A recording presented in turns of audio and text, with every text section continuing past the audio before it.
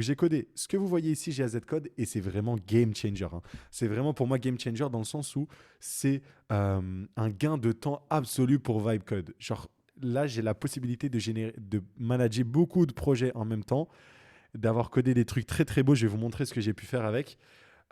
Et vraiment en termes de productivité, c'est genre je peux build mon deuxième logiciel qui est GAZ Voice, et je vais vous le montrer juste après, tout en gérant un autre site qui est GAZ Capital, tout en bossant sur un SaaS autour du trading, du backtesting qui est sur GAZ Composite, tout en bossant sur une app de productivité que j'ai envie de terminer pour mon téléphone pour traquer tout ce que je fais, qui est le Bruce Wayne Project App. Donc vraiment, c'est dingue. Et donc ça, c'est la première application que j'ai fait.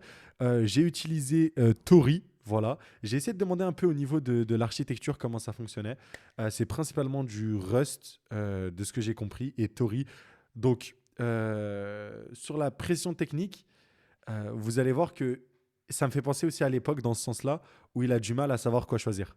Genre sur du web, souvent, j'ai l'impression qu'il est un peu plus expérimenté maintenant.